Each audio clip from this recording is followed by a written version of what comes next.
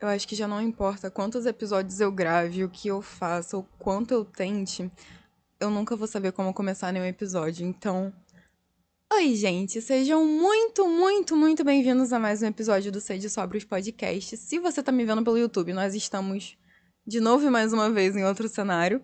Já desisti de tentar ter um cenário fixo, a gente vai indo de acordo com a inspiração. E se é a sua primeira vez aqui, seja muito bem-vindo. Eu me chamo Juliane, sou a host aqui do podcast. E se você está voltando, saiba que é muito, muito bom te ter aqui. O episódio de hoje passou por duas tentativas. Uma que não saiu, não por escolha minha, a gente perdeu o episódio. E outra que não vai sair agora por escolha minha. Então esse vídeo, na verdade, vai sair provavelmente numa quinta-feira, que era pra ter saído na segunda, porque eu decidi que precisava ser gravado de novo. Por quê? Porque eu quero conversar com vocês sobre o que nós já falamos lá no vídeo sobre identidade e propósito, só que de uma forma um pouco mais aprofundada no quesito propósito. Eu quero conversar com vocês sobre a santa vocação, sobre o ide e pregar o evangelho a toda criatura. E essa ideia, na verdade, ela veio. A inspiração veio há muito tempo atrás, quando eu estava ainda estagiando e no caminho para o estágio, eu encontrei um cordão no chão com uma cruz, que me levou a pensar, cara, quantas vezes no nosso caminho para os lugares, quantas vezes nos momentos em que a gente se insere em um grupo, em um contexto, enfim, e que nós precisamos tomar uma posição, nós precisamos ser. Nós precisamos não, nós por identidade vamos agir de forma diferente, a gente sacrifica essa identidade, a gente sacrifica o nosso princípio, a gente sacrifica aquilo que a gente acredita em prol de pertencimento, ou seja, nós deixamos a nossa cruz para trás. Nós deixamos o chamado de Cristo para a nossa vida, que é aquele que quiser vir após mim, negue a si mesmo, tome a sua cruz e então siga-me, em prol de coisas muito menores, em prol de coisas muito pequenas. E isso me incomodou muito. Tanto é que o primeiro nome para esse episódio seria Não Deixa Sua Cruz para Trás. Só que eu acho que é muita ingenuidade falar disso única e exclusivamente como as pessoas não estão pregando o evangelho porque elas têm medo de pregar o evangelho. Eu acredito que muitas vezes a gente não toma posição porque a gente não sabe tomar posição, porque a gente tem medo de tomar posição e porque a gente não entende o nível de importância do tomar posição. Então hoje eu quero fazer com vocês uma reafirmação, na verdade, de identidade, que é quem nós somos. E além de reafirmar o propósito, então, para que nós somos, eu quero que a gente consiga ter um incentivo, um conforto, uma ousadia a mais para fazer aquilo que nós somos chamados a fazer, que é pregar o evangelho. Então a gente vai falar disso. A gente vai conversar sobre como esse medo ele é pautado em muitas mentiras e como esse medo ele não faz sentido, porque no momento em que você entende quão prazeroso e necessário é fazer isso, eu falei necessário é fazer isso, você só não vai querer viver de outra forma. Então nós vamos começar do começo. A gente vai começar de Mateus 5, versículos 13 e 14. Antes da gente ler, quero dar o contexto. Mateus 5, 6 e 7 apresenta a nós o sermão mais importante e melhor pregado, que é o Sermão do Monte, que o próprio Jesus estava estabelecendo ali com as pessoas como um cidadão do reino deve se portar em relação a tudo. Então, são 3 capítulos da Bíblia onde se abrange qual é a ideia moral que Jesus está estabelecendo. Então, qualquer dúvida que vocês tenham sobre como agir, eu recomendo correr para o Sermão do Monte. Então, Mateus 5, 6 e 7, a gente tem a explicação de muitas coisas, dentre elas, o próprio Jesus dizendo para quê e quem nós somos. Então, em Mateus 5, 13 e 14, nós lemos: Vocês são o sal da terra. Ora, se o sal vier a ser insípido, como lhe restaurar o sabor? Para nada mais presta senão para, lançado fora, ser pisado pelos homens. Vocês são a luz do mundo. Não se pode esconder uma cidade situada no alto de um monte. Então vamos lá. Quando Jesus dá essas palavras nos chamando de sal da terra e luz do mundo, qual é a expectativa que está sendo colocada sobre nós e sobre a nossa atitude? Enquanto o sal é o preservar e a construção perfeita das coisas. Então, preservar aquilo que elas são e destruir e reconstruir. Então, destruir o que elas não são e colocar a verdade no lugar daquilo. O que significa? Significa trazer à tona, aos lugares, às situações, o posicionamento que o próprio Jesus traria. Trazer à vida das pessoas a própria luz, os próprios princípios, o próprio significado que Jesus traria. E a gente se assusta com isso porque a gente sempre pensa que a prerrogativa de um cristão diante de qualquer situação é uma prerrogativa ruim. É a prerrogativa que nos leva a ser totalmente excluídos, totalmente rejeitados, totalmente mal compreendidos e isolados. Sendo que, por mais que isso com certeza vá acontecer em muitas situações e nós devemos estar prontos para isso, na maior parte do tempo, as pessoas que vão saber olhar para os outros com um olhar sincero, de amor, de compaixão, e vendo naquela pessoa os traços da imagem e semelhança de Cristo, somos nós. Então, na maior parte do tempo, quem vai saber como agir e agir com um brilho diferente, com uma expectativa diferente, com um respeito, uma honra diferente, uma dignidade diferente, somos nós. E muitas vezes nós negociamos o que vai mudar a vida de alguém. Porque o cristão, em qualquer sala que ele esteja, em qualquer contexto que ele esteja, ele é aquele que possibilita que todas as pessoas se sintam vistas, todas as pessoas se sintam ouvidas, todas as pessoas se sintam compreendidas na medida do possível. Então, por mais que muitos odeiem, a nossa premissa é destruir tudo aquilo que se levanta contra a obediência de Cristo e punir toda desobediência, preservando aquilo que é bom, preservando aquilo que é correto, preservando aquilo que é a verdade. Júlia, como é que eu vou ter esse discernimento? Calma. Calma. Fica até o final do vídeo. Porque senão eu vou me atropelar toda. E aí, quando a gente vai pro ponto de ser luz, isso aqui é muito, muito maneiro. Porque, na verdade, o princípio de ser sal e luz, ele não vai vir de você. Não é algo que você vai gerar em você. Então, quando nós vamos falar sobre ser luz, a gente vai lá para João 1, versículos 4 e 5. João 1, na verdade, vamos fazer melhor. Vamos ler do 1 ao 5, prestando muita atenção no versículo 4 e 5.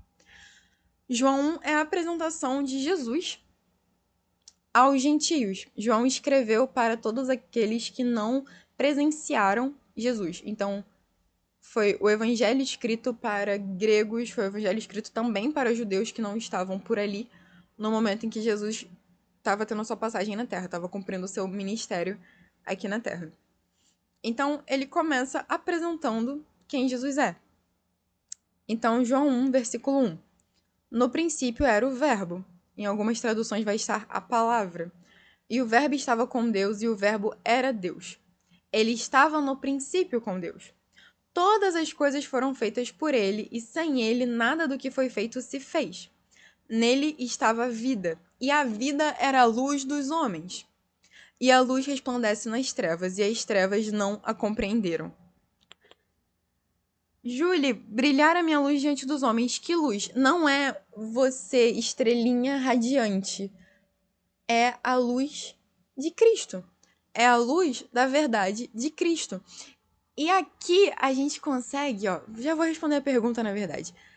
como ser sal e luz? Como ter o discernimento do que deve ser preservado? Como ter o discernimento daquilo que deve ser destruído? Como ter o discernimento para brilhar a minha luz diante dos homens? Conhecendo a Deus, conhecendo a Jesus, pela ação do Espírito Santo. Por quê? Porque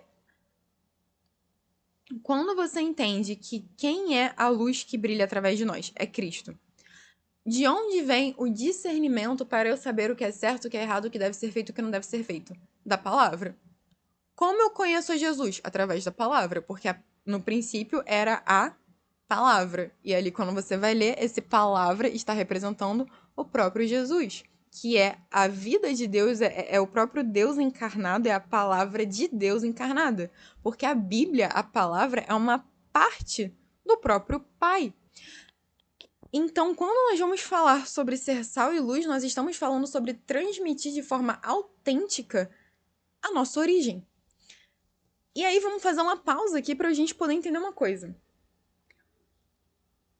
Se você tem a oportunidade de ir para qualquer outra região, você não precisa nem sair do teu país. A maneira com que você fala e a sua cultura te denunciam. Qualquer um vai saber que você não é dali, porque é um contraste grande. E da mesma maneira as coisas acontecem na vida de um cristão. A sua maneira de falar, a sua maneira de se portar, a sua maneira de se posicionar não devem ser baseadas em cultura, não devem ser baseadas na sua expectativa. São coisas que irão representar o reino, são coisas que irão representar origem.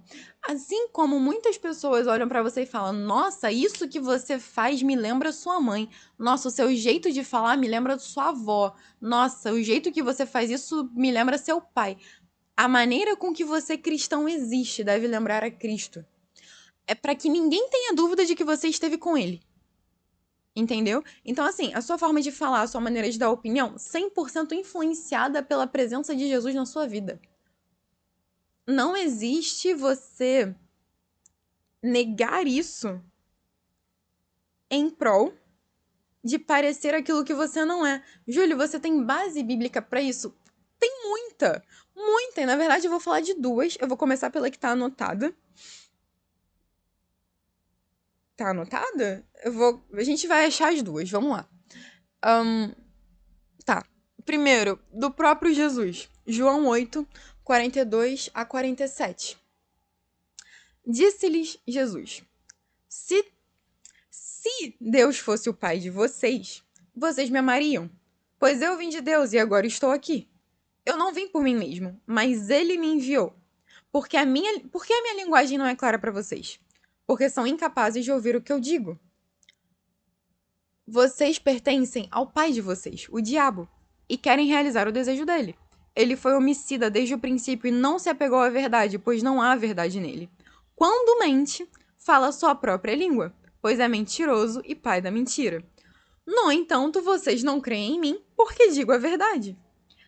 Qual de vocês pode me acusar de algum pecado? Se estou falando a verdade, por que vocês não creem em mim? Aquele que pertence a Deus ouve o que Deus diz. Vocês não o ouvem porque não pertencem a Deus. O que Jesus está dizendo aqui? Eu tô falando a verdade porque o Pai fala a verdade. Foi ele que me enviou. Vocês não estão entendendo porque vocês são filhos do pai da mentira. Vocês só entendem mentira. Vocês têm um compromisso com a mentira. Eu tenho um compromisso com a verdade porque eu sei de onde eu vim. Eu sei quem me enviou e eu entendo a verdade das coisas. Vocês não compreendem a verdade das coisas. Então, o que Jesus está deixando bem claro aqui é: a maneira com que você fala, a verdade e a mentira vão revelar qual é a sua origem. Vão revelar qual é a sua paternidade. E aí agora a gente vai achar uma passagem bem pertinente para esse momento. Um segundo. Vamos pegar de Mateus 26. 69. Não, Mateus 26.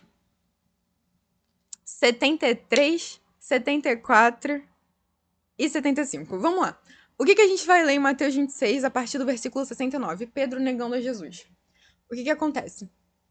Jesus, no último momento dele com os discípulos, falou que o que viria a acontecer escandalizaria a todos. Ao que Pedro respondeu: não a mim. O que, na verdade, foi um ato muito orgulhoso, porque se Jesus fala a verdade, ele é santo, ele não pode mentir e ele tem a presciência das coisas, ele já sabia que todos se escandalizariam e que ele ficaria sozinho. Então, quando Pedro fez isso, foi um ato de muito orgulho, tanto é que Jesus o repreende. E aí ele diz que antes mesmo que o galo cante, Pedro irá o negar 3 vezes. Tudo bem. Em uma dessas 3 vezes, que a gente vai ver no versículo 73, alguém vem acusar Pedro e diz... E aí vamos ler. E, logo depois, aproximando-se os que ali estavam, disseram a Pedro: verdadeiramente também tu és deles, pois a tua fala te denuncia. Então, começou ele a praguejar e a jurar, dizendo: não conheço esse homem. E imediatamente o galo cantou. Foi a última vez que Pedro negou Jesus. E lembrou-se Pedro das palavras de Jesus que lhe dissera: antes que o galo cante, 3 vezes me negarás. E saindo dali, chorou amargamente. O que aconteceu aqui? Pelo posicionamento de Pedro, pela maneira com que ele falava, você nota que a maneira com que você fala é algo muito automático. Então é algo muito autêntico. Para que você distorça, você tem que se esforçar. Então, Pedro já tinha negado Jesus 2 vezes e ainda assim, a maneira com que ele falava o denunciava. O que ele precisou fazer para que as pessoas não o acusassem de andar com Jesus?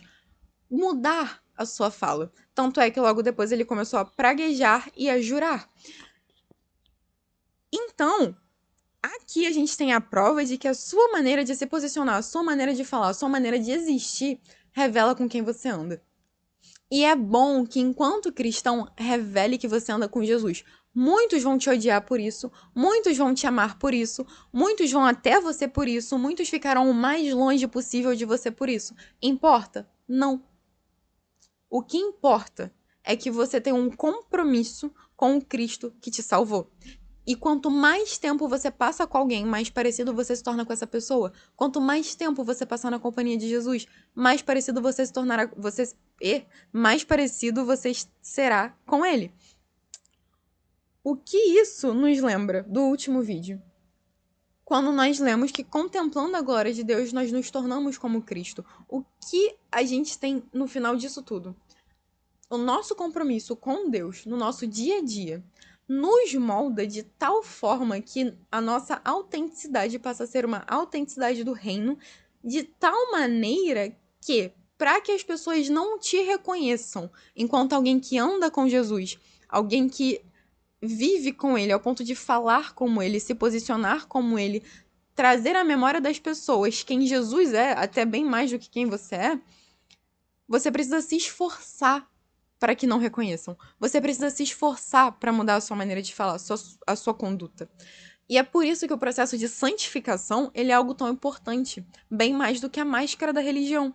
Porque a máscara da religião vem da ideia de você parecer santo para que as pessoas saibam. A santificação, você é santo, então as pessoas sabem.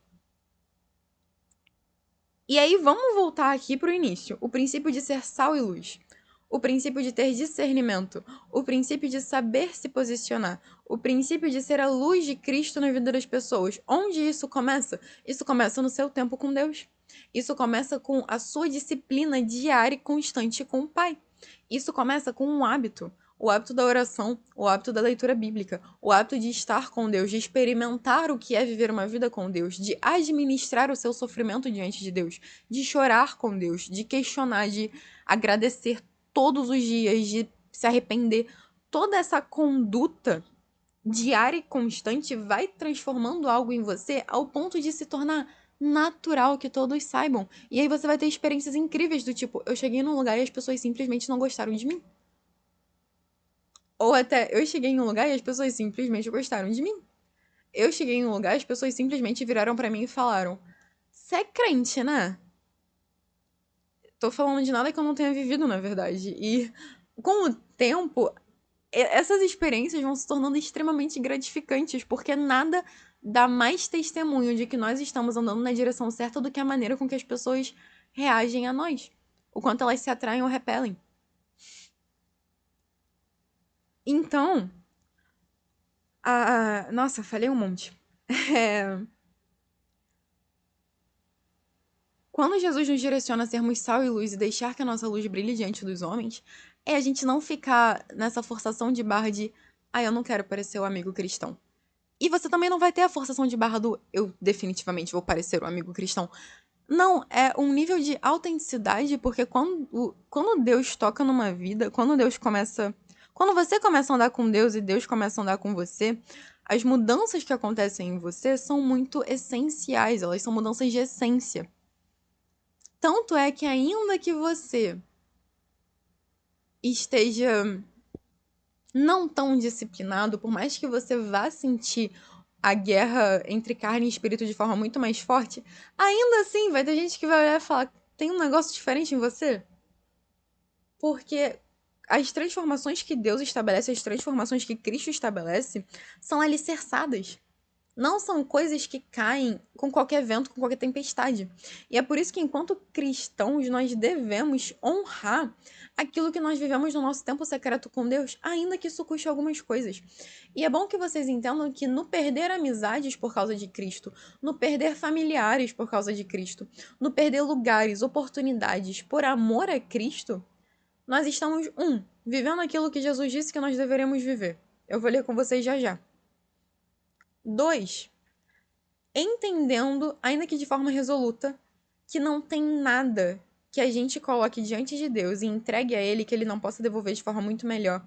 E eu vi a Jack Hill Perry, que é uma escritora, uma artista cristã que eu gosto muito, falando que às vezes a gente tem medo de se posicionar diante de Deus e entregar tudo a Ele, porque parece que a gente não acredita que com as nossas mãos vazias na direção dele, ele não pode encher com algo muito melhor. Então não tenha medo de perder coisas, não tenha medo de entregar coisas, não tenha medo de ser visto até como uma pessoa muito cafona, depender da situação, porque é pela glória de Deus, é pela glória do nome de Cristo. Vamos andar mais um pouquinho. Vamos andar mais um pouquinho aqui com os versículos e aí a gente vai desenvolvendo melhor. O que eu falei com vocês agora. Lucas 14, 25, 26 e 27. Grandes multidões o acompanhavam a Jesus. E ele, voltando-se, lhes disse: Se alguém vem a mim e não aborrece a seu pai, e mãe, e mulher, e filhos, e irmãos, e irmãs, e ainda a sua própria vida, não pode ser meu discípulo. E qualquer que não toma sua cruz e vier após mim não pode ser o meu discípulo. Então, na verdade, quando essas coisas começam a acontecer, saiba, você está no caminho certo. E assim, eu quero que a gente pare de enxergar a Deus, a Jesus, ao Espírito Santo como homens, seres que têm prazer em nos ver sofrer e querem nos usar. Eu acho muito importante falar isso, ainda que tenha só uma pessoa que tenha essa perspectiva. Por quê?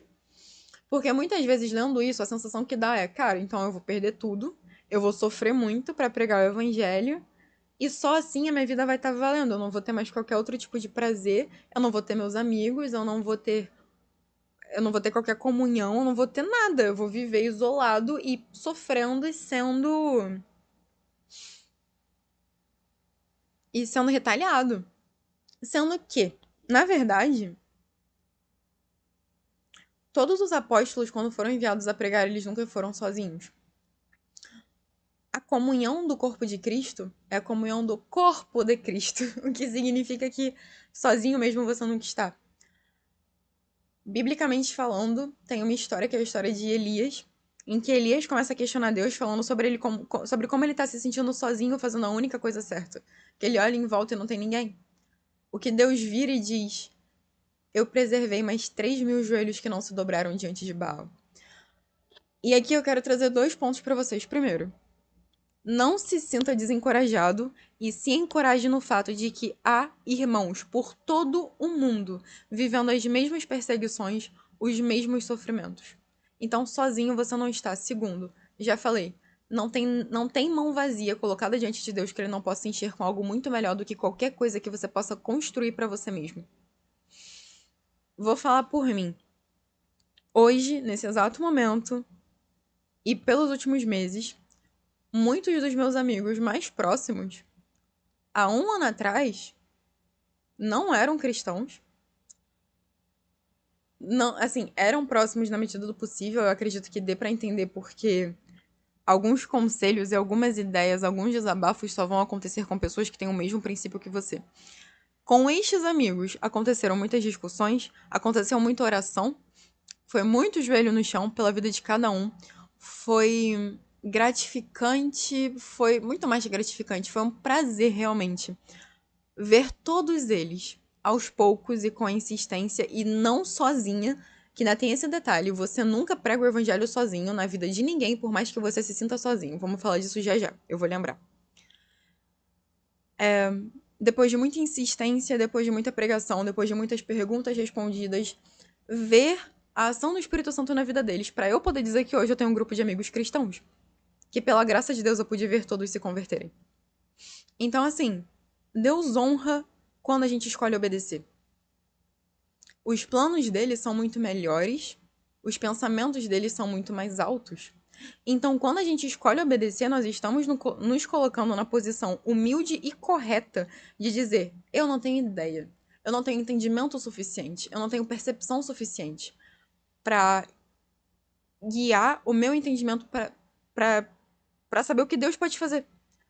Então eu vou obedecer, confiando que Deus é fiel, ele é bom e o histórico de Deus é impecável. O que é a santidade de Deus? Ele é tão separado, ele é tão brilhante, que nem a luz mais forte que você já viu chega perto da luz de Deus. E é tão forte, tão santa, que nenhuma treva pode existir ou ser produzida ali. O que isso significa? Que Deus não pode pecar contra nós. Se ele não pode pecar contra nós, ele não pode fazer qualquer mal a nós. Ele não pode ter prazer na nossa dor. Ele pode, através da dor, gerar muitas coisas. Então, é com esse entendimento que nós nos submetemos, inclusive, a momentos, a estações da nossa vida em que nós nos sentimos muito sozinhos. Em que amigos se vão, em que pessoas vão embora porque a gente escolheu obedecer. E eu quero que vocês tenham esse entendimento de que Deus não é mau.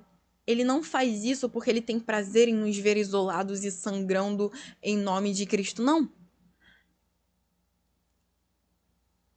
A ideia é que você esteja disposto, que você coloque todo o seu fôlego, toda a sua vida para isso. Tem uma frase de Spurgeon que é: todo cristão é um missionário, se não é um impostor. É algo natural para nós. Estabelecer o reino nos lugares, ser o embaixador do reino nos lugares, é algo bom, sabe? É algo natural. Quanto mais tempo nós temos com Deus, quanto mais tempo nós temos com Cristo, e quanto menos nós temos temor a homens, esse processo vai se tornando natural. E quão livre você seria se a única pessoa que você temesse fosse Deus? Então, a pregação da palavra, o seu posicionamento, tudo aquilo que revela a sua origem, é algo que vai, primeiro, afastar as pessoas que sim precisam ser afastadas, porque isso é quem você é. Segundo, atrair as pessoas certas. Terceiro, você talvez seja a única luz em lugares muito escuros e muitas pessoas, ainda que fiquem assustadas, porque como a gente leu lá em João 1, as trevas não compreenderam a luz. Essas pessoas vão saber. Essas pessoas vão saber, pelo contraste, para onde elas devem ir. Quando elas precisarem de uma direção, elas só vão enxergar uma. E é bom que você esteja pronto para pregar. É bom que você esteja pronto para falar a verdade. É bom que você saiba explicar o que Jesus fez. Quão bom Deus é. Quão santo Deus é. Quão justo Deus é. Quão misericordioso Deus é. E como a justiça e misericórdia dele estão naquela cruz. É bom que você saiba como convidar as pessoas ao evangelho. E isso se torna natural na medida em que dia após dia nós escolhemos viver esse evangelho. Tudo bem? E eu acredito que o nosso maior exemplo é João Batista. Porque, vamos lá, quando a gente vai falar sobre luz do mundo, nós temos que Cristo é a luz da igreja. Só que a Bíblia, na verdade, é a luz da igreja. Só que o mundo, a galera que tá lá fora, eles não leem essa Bíblia. O que eles leem? A nossa vida. Então, por que eu quero usar o exemplo de João? Porque João, ele o papel dele era preparar o caminho para a vinda de Cristo, para a primeira vinda de Cristo. E qual é o nosso papel? Preparar o caminho para a segunda vinda de Cristo. Ao que nós vamos ler João 1. Só um segundo. João 1, 6 a 8, para a gente entender quem João é. E depois nós vamos ler 19 a 23. Então vamos lá. Houve um homem enviado de Deus cujo nome era João. Este veio para testemunho, para que testificasse da luz, para que todos crescem por ele. Não era ele a luz, mas para que testificasse da luz. E aí nós vamos ao versículo que eu acabei de falar. 19.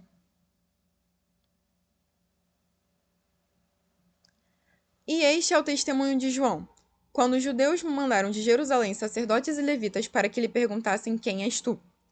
E confessou e não negou. Confessou, eu não sou o Cristo. E perguntaram-lhe, então quem é? És tu Elias? E disse, não sou. És tu profeta? E respondeu, não. Disseram-lhe, pois, quem és? Para que demos resposta àqueles que nos enviaram. Que dizes de ti mesmo? E ele disse, eu sou a voz do que clama no deserto. Endireitai o caminho do Senhor, como disse o profeta Isaías.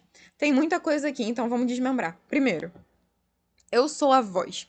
O quanto você se contenta em ser a voz? Porque hoje a gente vive um mundo em que ter títulos e ter atenção é algo muito bom. Só que nós somos chamados a ser a voz por meio da qual a palavra é transmitida. Onde quer que nós estejamos. E isso pode te colocar na mais alta montanha, mas também pode te colocar no mais profundo vale. Você está disposto a não negociar o seu propósito, independentemente de para qual lugar ele te leve? João Batista estava, isso fez com que ele fosse decapitado. Então, eu sou a voz do que clama no deserto. Endireitai o caminho do Senhor. O que ele prega? Ele prega arrependimento e mudança de conduta. Padrão. Por quê? Porque Deus é santo, é justo e misericordioso para perdoar os nossos pecados, contanto que nós estejamos dispostos a cumprir os 2 maiores mandamentos, que é amar a Deus acima de todas as coisas e amar ao próximo como a nós mesmos. E então, através do sangue de Cristo, nós somos feitos justos diante de Deus. E é assim que Deus consegue ser misericordioso, perdoando os nossos pecados, e justo, porque se ele deixar de punir a nossa condição de maldade, ele vai estar sendo injusto. Então, para que ele seja justo, ele enviou o seu único filho para que morresse e toda a ira de Deus fosse colocada nele, fosse absorvida por ele, para que a gente não tivesse que enfrentar essa ira. Então ele vestiu o nosso pecado para que nós pudéssemos vestir a sua justiça. E assim nós somos feitos justos diante de Deus. Então, quando a gente prega isso para as pessoas, nós estamos pregando o evangelho. É claro que isso vai se parecer com muitas coisas, a depender do contexto. Porque se você for usar um linguajar muito rebuscado para falar com todo mundo, as pessoas não vão entender. Então, saiba ensinar o evangelho. Peça para que Deus te ensine a ensinar. Afinal, Jesus foi o melhor mestre que nós tivemos. Ele é o melhor mestre que nós temos e o Espírito Santo nos ensina todas as coisas. Isso não é legal? A gente não depende de nós mesmos para nada, isso é maravilhoso. E aí, a gente vai pro próximo ponto que é, como disse o profeta Isaías, ou seja, nenhuma palavra que você disser vai vir de você.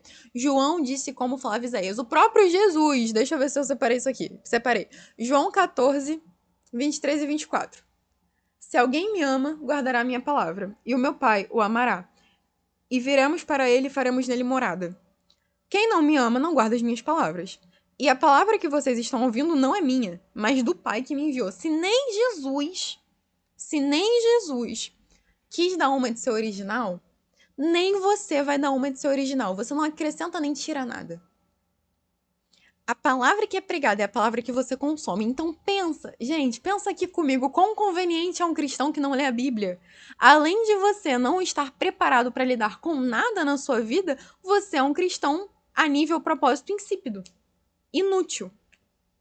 Porque a palavra que você vai pregar não pode vir de você. A luz que você vai mostrar nunca vai vir de você. Porque nós, por nós mesmos, não temos luz nenhuma. Qualquer luz que brilha em qualquer pessoa é um rastro de Cristo naquela vida. Então, não tentem ser super originais. Não tentem responder as perguntas mais mirabolantes. Tudo aquilo que você precisa para conseguir pregar o evangelho está escrito de Gênesis a Apocalipse. Ter conhecimento da palavra, absorver a palavra para que quando as pessoas te apertem, seja isso que você vai colocar para fora. Absorver a palavra para que quando as pessoas te abraçarem, elas abracem a palavra. Elas ouçam a palavra. Você olhe para elas com os olhos de Cristo, com o brilho da palavra. Então, assim, para que você consiga transmitir o evangelho, assim como João Batista transmitia, você precisa conhecer. João Batista falava de Isaías, ele teve que ler Isaías, cara. Então, não existe originalidade em nós quando se trata de sermos embaixadores do reino. Por isso, é o que a gente está falando desde o início. Ser autêntico para o cristão é ser o embaixador do reino. Ser autêntico para o cristão é ser um missionário. Ser autêntico para um cristão é pregar o evangelho, porque isso tem que ser uma essência, tem que ser algo muito natural. Como que isso é algo muito natural? Quando a gente tem uma vida disciplinada, constante e compromissada com Deus. Quando a nossa prioridade está na nossa disciplina diária com Cristo. Não, gente, calma, tô ficando estressada. Nada me revolta mais do que uma geração tão preguiçosa. E, gente, é um negócio. Eu leio a minha Bíblia 3 vezes por semana e tá bom. Não tá, não, cara. Não tá, é todo dia, dia e noite e dia, até que ele venha. Quando a Bíblia fala dia e noite e dia, não é tem que ler quando dá. É dia e noite e dia. Se você não tem tempo pra isso, saiba, você não deveria ter tempo pra mais nada. Prioridade é prioridade, hierarquia é hierarquia. Assim como o cristão que faz da oração um evento raro, quando deveria ser orar sem cessar. Bíblia também, tá vendo como tem que ler a Bíblia? O cristão que acha que jejum é algo estabelecido por homens, quando Jesus disse, quando jejuardes, ele não disse se jejuardes. Quando estabelecerem o jejum, aí vocês fazem isso. Não, não. Quando jejuardes, porque o jejum é algo que está estabelecido há muito tempo e eu espero que vocês façam. Eu estou falando com discípulos que jejuam. Então, assim, é uma preguiça, é uma dificuldade de entender que tem coisas que são básicas, tem coisas que são mínimas. Não tente pagar uma de cristão se você sequer sabe como se portar como um pequeno Cristo. Ser cristão não é colocar uma cruz no peito, ser cristão não é vestir uma blusa escrito Jesus salva, eu faço todas essas coisas, eu não tô dizendo que tá errado. O que eu tô dizendo é que antes de tudo isso, existe uma conduta celestial, existem palavras celestiais, existe uma forma de posicionamento que vem do reino, existe uma essência que é Cristo na sua vida, que é a sensibilidade ao Espírito Santo, que é não agir como as pessoas estão agindo com você. Então, assim, lá em 1 João vai dizer: jovens, eu vos escrevo porque sois fortes, e a palavra está em vós, e já tendes vencido o maligno. Tira a palavra dessa equação e vê quão caótico o negócio fica. Você fica fraco e você já não vence. Porque o que permite que você esteja bem estabelecido é que na sua fraqueza, Deus é forte. Porque o poder de Deus se aperfeiçoa na fraqueza. Então, na sua fraqueza, você precisa estar disciplinado. E isso possibilita que você vença o maligno. E aí vem esse ponto: se você tá disciplinado, se você tá ali, se você tá convicto, se você tá devoto, se tudo seu é pela causa do reino, você pode ter a certeza que você não tá vencendo. Você não tá correndo risco de perder. Já está vencido.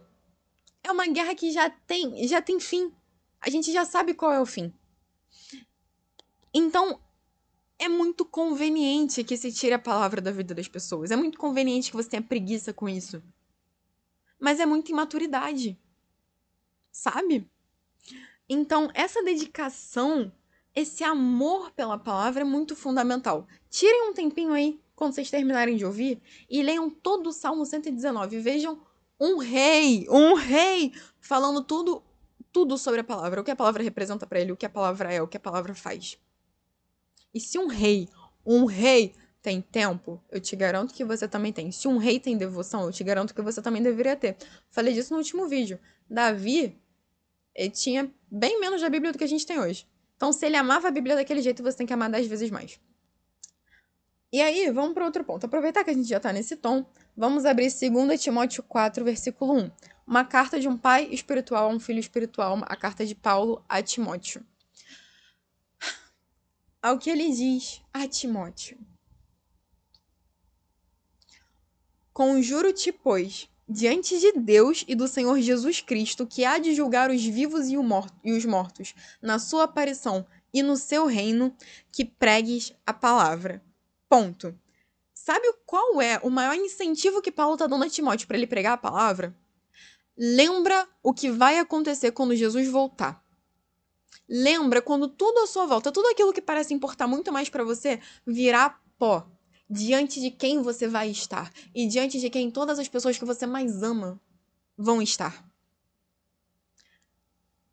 Diante de Deus e do Senhor Jesus Cristo, que há de julgar os vivos e os mortos na sua aparição e no seu reino. Pregue a palavra. Inches a tempo e fora de tempo. Reprove, repreendas, exortes com toda longanimidade, com toda paciência e doutrina.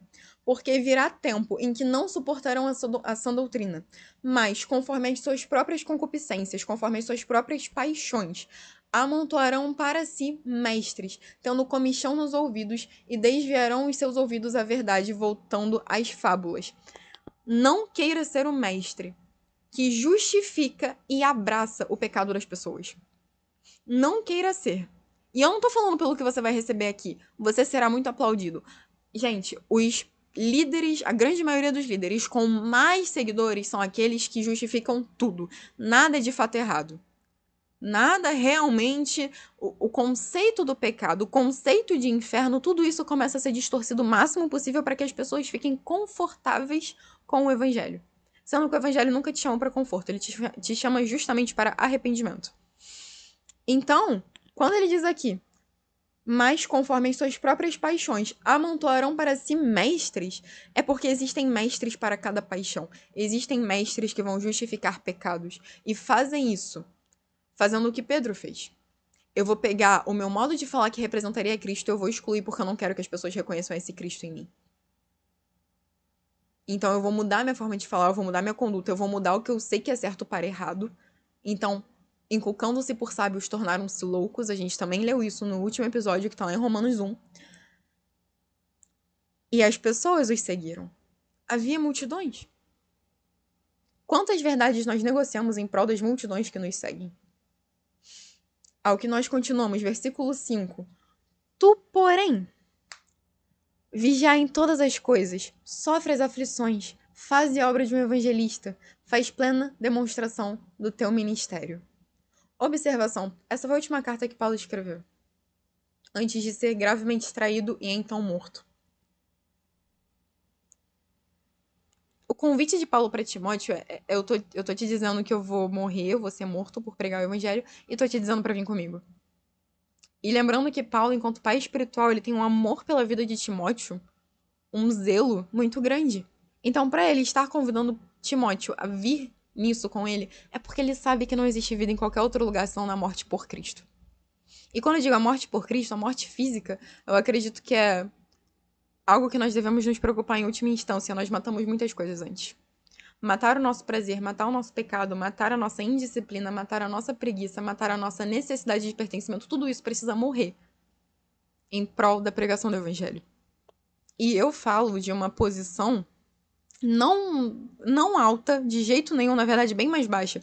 Eu falo da posição de alguém que por muito tempo foi estudando, foi aprendendo e foi se aprimorando para poder falar com um pouco mais de assertividade, mas com muito mais temor do que eu jamais tive.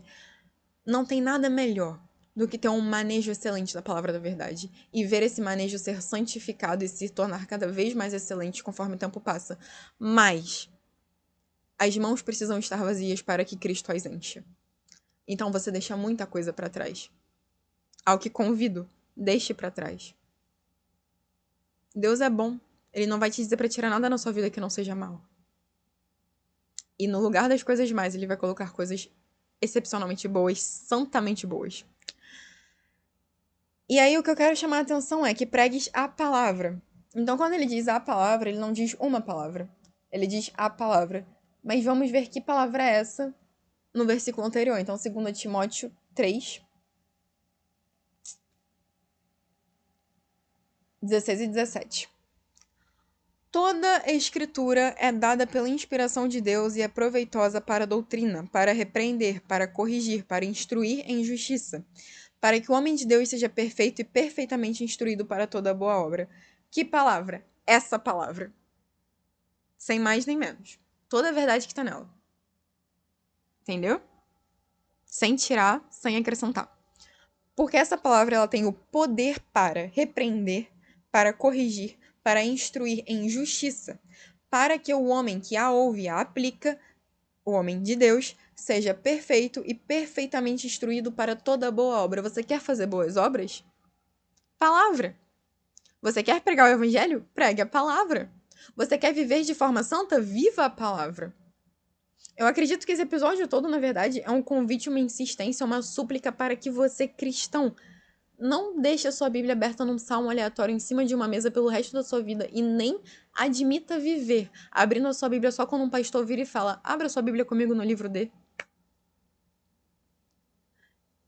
É tão conveniente, tão injusto e tão ruim saber que as coisas estão como estão, porque existem muitos cristãos com a sua Bíblia pegando poeira em algum lugar. Existem muitos cristãos que não têm tempo nem pra orar. Fazem uma oração meia boca antes de dormir, é isso. Existe um nível de devoção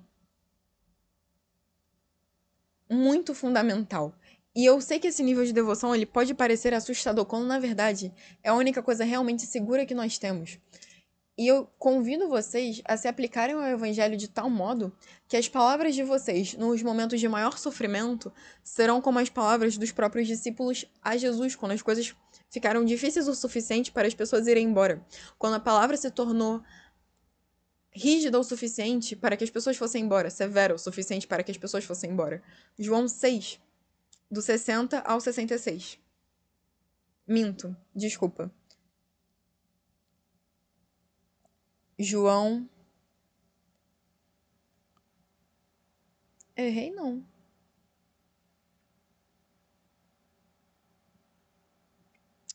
Só um pouco, gente. Eu podia até falar sem ler, na verdade, porque eu quero a referência para passar para vocês. 6,68. João 6. A gente vai ler do 60 até o 68. Até o 69. Vamos lá. Ao ouvirem isso que Jesus tinha acabado de falar, muitos dos seus discípulos disseram: dura é essa palavra, quem consegue ouvi-la? Sabendo em seu íntimo que os seus discípulos estavam se queixando do que ouviram, Jesus lhes disse: isso os escandaliza? O que acontecerá se vocês virem o Filho do Homem subir para onde estava antes? O Espírito dá vida. A carne não produz nada que se aproveite. As palavras que eu lhes disse são espírito e vida. Ou seja, não importa quão agressivo pareça, é espírito e vida. Não importa quão duro seja, é espírito e vida. Qualquer coisa diferente disso é carne e morte. E ai daqueles que permitem que da sua boca saia carnalidade e morte, conhecendo as palavras que são espírito e vida. Contudo, há alguns de vocês que não creem, pois Jesus sabia desde o princípio quais deles não criam e quem o iria trair. E prosseguiu: é por isso que eu lhes disse que ninguém pode vir a mim, a não ser que isto lhe seja dado pelo Pai. Daquela hora em diante, muitos dos seus discípulos voltaram atrás e deixaram de segui-lo. Jesus perguntou aos 12: vocês também não querem ir? Simão Pedro lhe respondeu: Senhor, para quem iremos? Tu tens as palavras de vida eterna. E nós cremos e sabemos que és o Santo de Deus. Eu espero que todos nós aqui, pelo menos quem está ouvindo isso, se atreva a se aprofundar num nível de palavra e de devoção, em que todas as vezes que o convite para que você volte atrás apareça, você só possa olhar para esse convite, dar uma grande risada e falar: e para onde eu vou? Se aqui tá difícil, imagina fora daqui. Eu espero que quando você olhe para trás, inclusive, você nem tenha mais meios para voltar. Porque a vida de seguir a Cristo, a gente conversou sobre isso em algum episódio, eu acho. Quando Jesus fala, quando dizem, eu quero te seguir, ele fala: as aves têm um lugar delas, mas o filho do homem não tem onde repousar a cabeça. O que ele tá dizendo é, você tá disposto a vir numa jornada em que em alguns momentos a única coisa que você vai ter sou eu? E nesses momentos, inclusive, você vai descobrir que a única coisa que você sempre teve foi a Deus. Mas você tá disposto a pagar esse preço? Porque é esse o preço. No final do dia é esse o preço. E eu não tiro nada do que eu disse. Eu acredito que no momento em que nós nos colocamos dispostos a seguir a Cristo, somente a Cristo, ele coloca, sim, excelentes pessoas ao nosso redor. Ele possibilita, sim, que a gente tenha algum conforto. Ele possibilita todo o fruto do Espírito. A alegria, a paz, o amor, a paciência, a bondade, a mansidão, o domínio próprio. Tudo isso vem de forma abundante, porque foi a escolha que nós fizemos, viver dessa forma. Mas você, enquanto discípulo, precisa ter em seu coração que, ainda que nunca se tornasse confortável, a sua escolha está feita. Aquele que põe a mão no arado e olha para trás não é apto para o reino dos céus, isso está na Bíblia. E essas palavras, por mais difíceis que sejam, quando vem o sentimento de será que eu estou apto, fique em paz e ore de forma muito vulnerável, muito sincera e muito submissa, dizendo eu quero estar.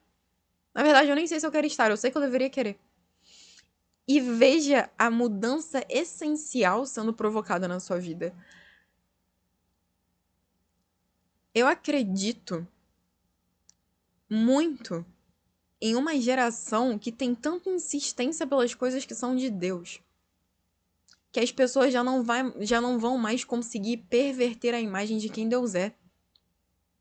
Porque a gente coloca pé, a gente se posiciona. E pelo menos, vou falar por mim.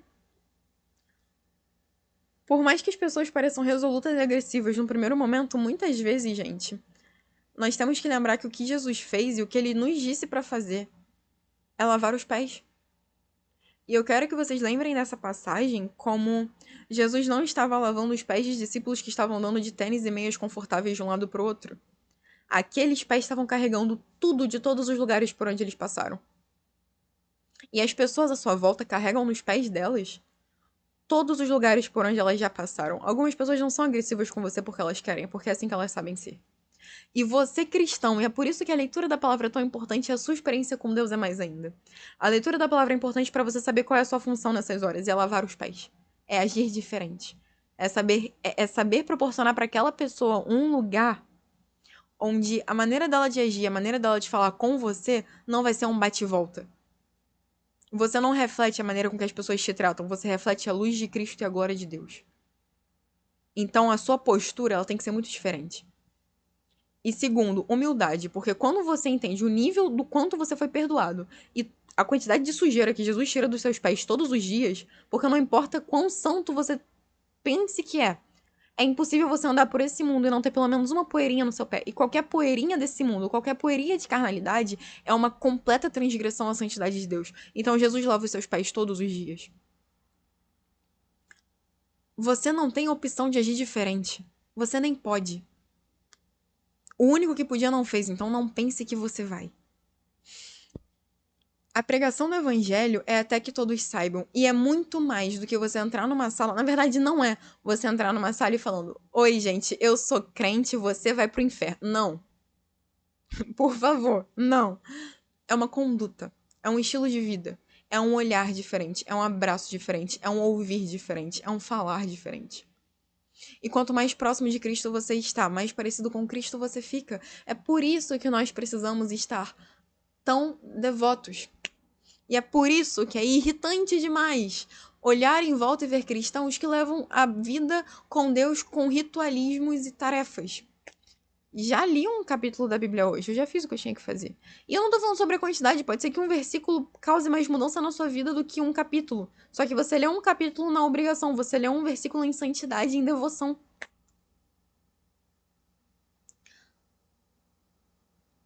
Moral da história aqui. Eu já terminei de ler todos os versículos que eu ia ler.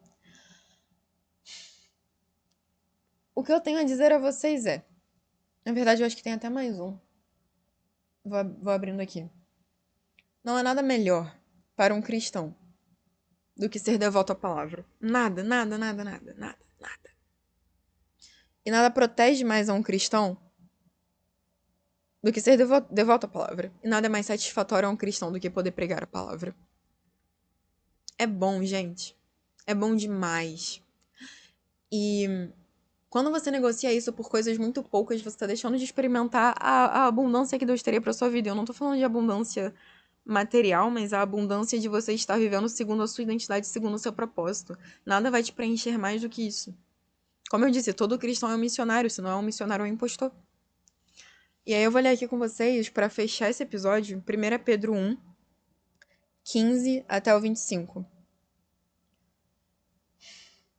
Mas, como é santo aquele que vos chamou, sede vós também santos em toda a vossa maneira de viver. Porquanto está escrito, sede santos porque eu sou santo.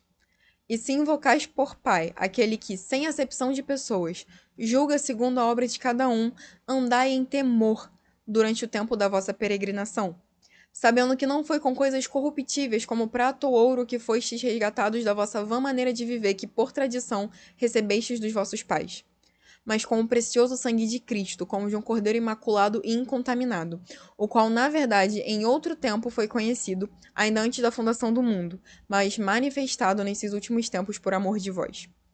E por ele credes em Deus, que o ressuscitou dentre os mortos e lhe deu glória, para que a vossa fé e esperança estivessem em Deus. Purificando as vossas almas pelo Espírito na obediência à verdade, a palavra, para o amor fraternal não fingido. Amai-vos ardentemente uns aos outros com um coração puro, sendo de novo gerados, não de semente corruptível, sendo de novo gerados, não de semente corruptível, mas da incorruptível pela palavra de Deus, viva e que permanece para sempre. Vamos de novo aqui. Sendo de novo gerados, não de semente corruptível, mas da incorruptível pela palavra de Deus, viva e que permanece para sempre. Porque toda a carne é como a erva, e toda a glória do homem como a flor da erva. Secou-se a erva e caiu a sua flor. Mas a palavra do Senhor, permanece para sempre. E esta é a palavra que entre vós foi evangelizada. E esta é a palavra que você evangeliza. De Gênesis a Apocalipse nada mudou. E de lá pra cá nada mais vai mudar. É a palavra eterna. Assim como Deus é eterno, tudo aquilo que sai de sua boca é eterno. É passado, presente e futuro. Não tem nada a ser acrescentado e não pode mudar. A partir do momento que você corrompe com a palavra, ela deixa de ser santa. Então, essa palavra que foi apresentada a você, esse evangelho que foi colocado a você, com tudo que ele é, com todos os conceitos que ele traz, é esse o evangelho que salva vidas. E é esse o evangelho que você foi convocado pelo próprio Cristo a pregar e que através do Espírito Santo te foi dado poder e autoridade para tal. Então tenham devoção à palavra, tenham amor à palavra, tenham amor à vida de vocês com Cristo. E pregue a palavra, não deixe a sua cruz para trás. Existem vidas de pessoas em jogo e vidas que serão salvas porque você tem a coragem e a ousadia de se posicionar e de se portar como um cidadão do reino dos céus que estabelece o assim na terra como no céu. Na vida das pessoas, nos lugares que você está. A partir do momento que você chega, alguma coisa tem que estar diferente. E não é você chegar botando o pé na porta e fazendo tudo diferente. Não. A sua presença ali precisa ser como se o próprio Cristo estivesse ali. Não negocia. Não negocia porque a salvação das pessoas que você mais ama e das que você pensa que pode odiar, muitas vezes está naquele testemunho que você insiste em dar. Tá nos pés que você insiste em lavar. Tá no perdão que você insiste em oferecer de forma deliberada e extremamente generosa. Pregue a palavra até que todos saibam. E entenda que uma pessoa que se converte através da pregação do evangelho pela sua vida pode vir a converter milhares. Então, insista em cada vida. Spurgeon vai dizer que se as pessoas vão pro inferno, que elas possam ir com a gente agarrada nos joelhos dela, implorando para que elas aceitem a Cristo. Porque a gente sabe que se Jesus bebeu do cálice da ira de Deus e tudo aquilo veio sobre ele para que a gente não experimente dessa ira, somente aqueles que reconhecem a Cristo não vão experimentar dessa ira. Aqueles que não reconhecem vão. E existe um nível de amor e misericórdia que a gente precisa ter para pregar a palavra a tempo e fora de tempo, para impedir que o máximo de pessoas vivam essa ira. Certo? Então, vou fechar aqui. O episódio ficou grandão, mas com certeza muito melhor do que o que estava antes. aproveitando que a gente falou muito sobre pregar a palavra, eu vou deixar aqui na descrição o link para o grupo de leitura bíblica. A gente tá começando Mateus hoje, vocês vão ver esse vídeo amanhã, então nós começamos Mateus ontem. Não existe um tempo certo pra entrar, mas quanto antes melhor pra gente acompanhar junto. E aí vocês vão estar com o link do grupo no WhatsApp, do WhatsApp, se eu não me engano. E aí a gente conversa lá no grupo sobre como fazer as coisas e tudo mais, eu vou estar por lá. E é isso aí. Acho que estamos conversados. Acredito muito que esse episódio foi edificante.